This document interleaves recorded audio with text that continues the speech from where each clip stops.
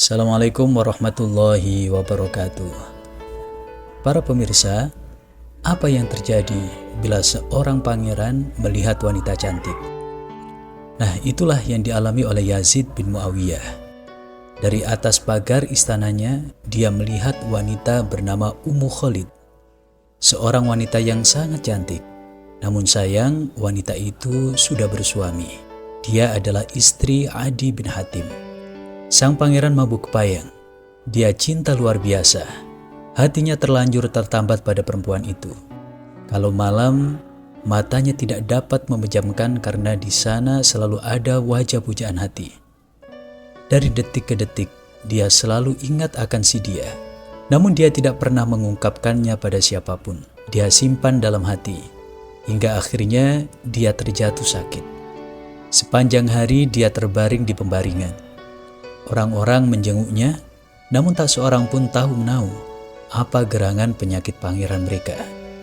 Sebab dia memang tidak pernah mengungkapkannya kepada siapapun. Masalah ini tidak boleh dibiarkan, kata Amr bin As, pembantu dekat Khalifah Muawiyah. Hanya ibundanya yang bisa mengorek rahasia pangeran. Biar ibunya diundang ke sini.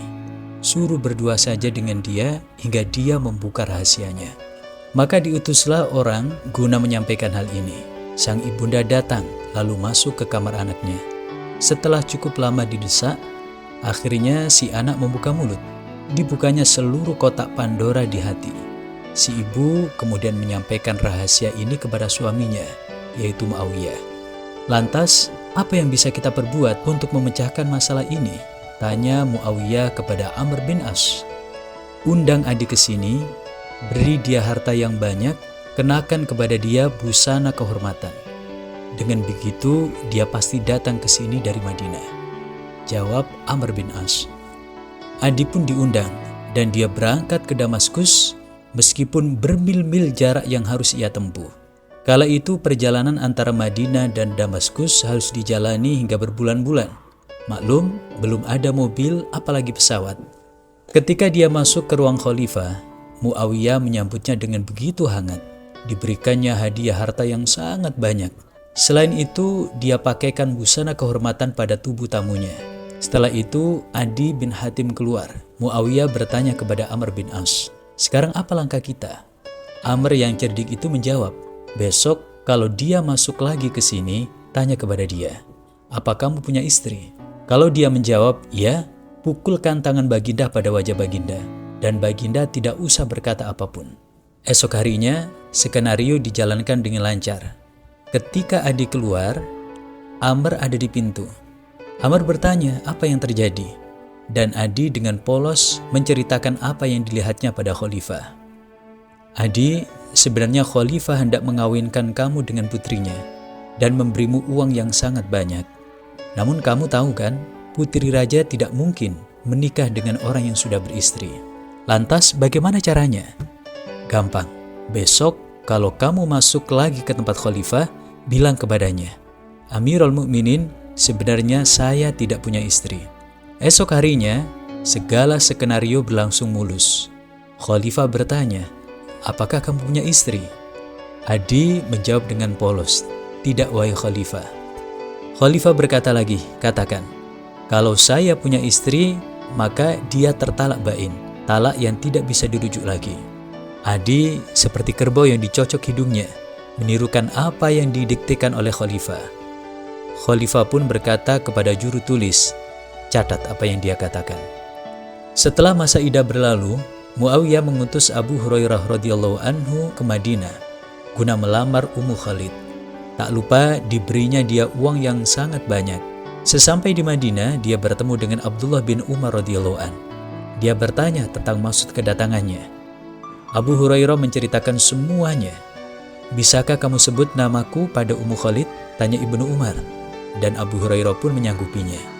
Lalu dia bertemu dengan Abdullah bin Zubair. Setelah tahu maksud kedatangannya, Ibnu Zubair juga meminta supaya namanya diikutkan sebagai salah satu pelamar. Lalu Husain bin Ali radhiyallahu anhu meminta hal yang sama. Ketika masuk ke rumah Ummu Khalid, dia sampaikan pada perempuan itu bahwa Adi telah menceraikannya secara bain, dan Muawiyah mengutus dirinya untuk mengajukan pinangan bagi Pangeran Yazid. Namun, di samping itu juga melamar Anda, Abdullah bin Umar, Abdullah bin Zubair, dan Husin bin Ali, kata dia. Ummu Khalid kemudian bertanya, tolong ceritakan mengenai mereka. Seorang dari mereka punya dunia, tapi tidak punya agama. Dia adalah Yazid. Dua lainnya memiliki dunia dan agama, yaitu Abdullah bin Umar dan Abdullah bin Zubair. Dan seorang lagi punya agama, tapi tidak punya dunia. Dia adalah Husin bin Ali.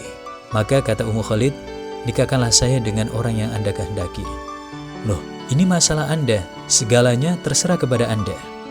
Tidak, andai pun Anda tidak datang ke sini, saya akan mengutus orang untuk bermusyawarah dengan Anda, ujar si perempuan, yakni Ummu Khalid.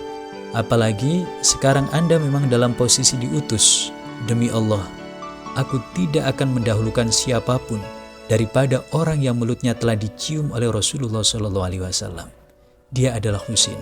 Maka Abu Hurairah menikahkan Husin dengan itu perempuan dan menyerahkan seluruh harta yang diberikan oleh Muawiyah kepada cucu Rasulullah SAW itu.